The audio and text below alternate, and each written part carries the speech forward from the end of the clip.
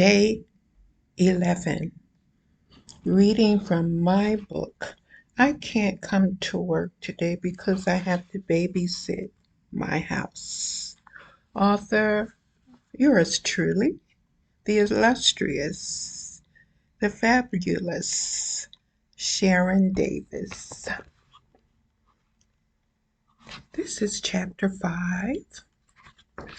My mother's church for the last 40 years of her life had her undying devotion.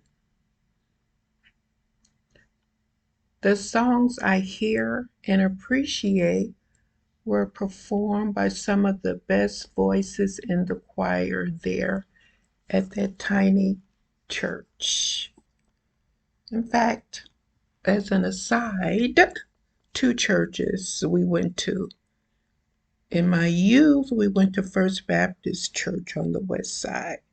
Floyd Preston Piper was the original founder and pastor, I believe. And my aunt still goes there. That's amazing. And a song that was played Sunday at church brought back memories of one of the best singers. Well, First Timothy had a lot of great voices, a lot. But one of the best ones was I Love to Praise Him by I think her name is Miss Marie. She would sing that song. She was my mother's good friend. Blessed and rest in peace.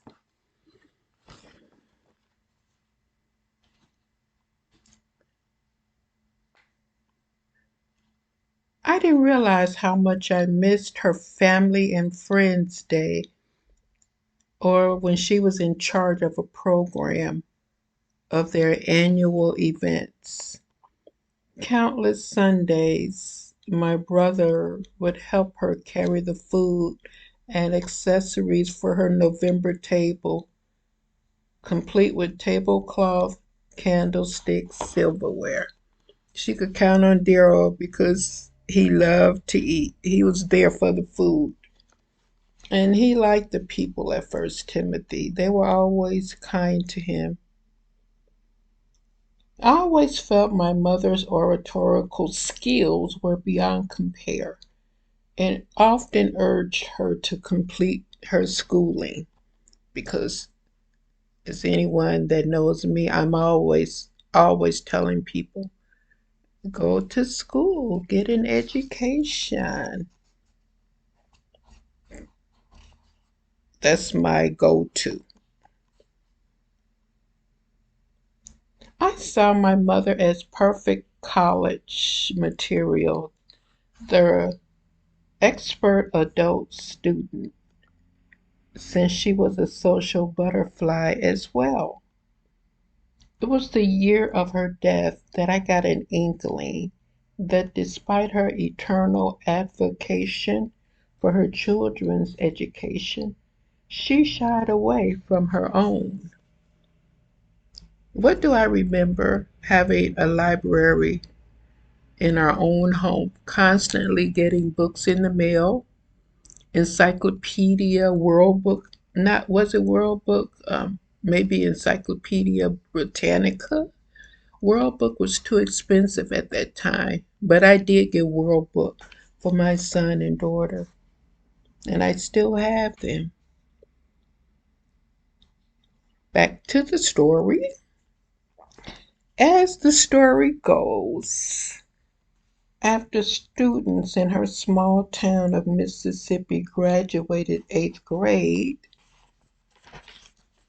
they had to wait a couple of years before a high school was built for Black children.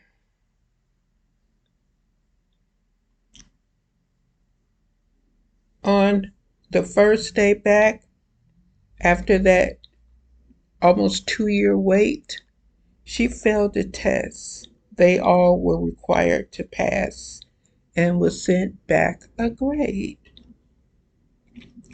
These typed words can't measure the lump in my heart and tears of someone being so humiliated. She loved school. She loved learning. She loved her friends. As a teacher, I know that it is inappropriate and ineffective to give a life-changing exam without preparation. But yet it happens every single day.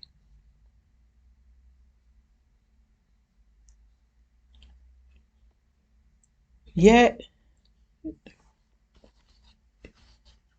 and probably despite this, she filled our home with books and encyclopedias and encouraged weekly library visits. I went to the library by myself or with a sibling, but mostly by myself because they didn't want to be sitting up in the library on a Saturday. My extreme unbelief when she told me her last summer was a summary of afflictions known and unknown of Black people, spoken or kept to their grave. My heart hurts.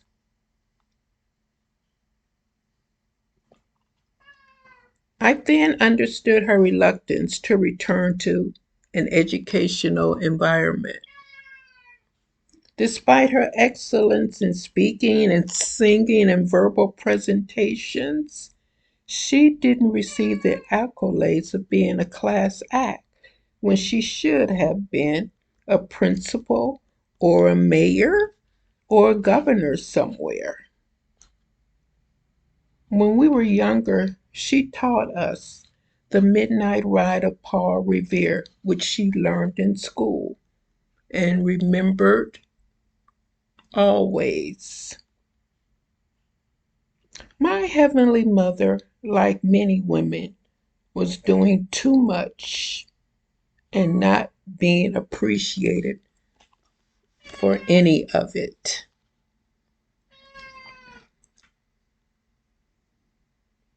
Listen, my children, and you shall hear of the midnight ride of Paul Revere. On the 18th of April in 75, she remembered. She remembered the whole thing. And I think it's by Longfellow, Wadsworth Longfellow. Anyway,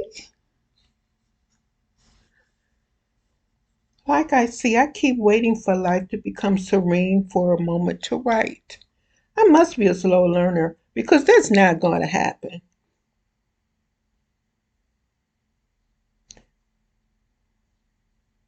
I'm heartbroken at deaths I've learned of in this season, even as I sat in my car and viewed the death monument of Christ Hospital. I keep trying to make sense of it, and therein is my problem. Thank you for listening. Thank you for returning to my channel. Hey, Bluey.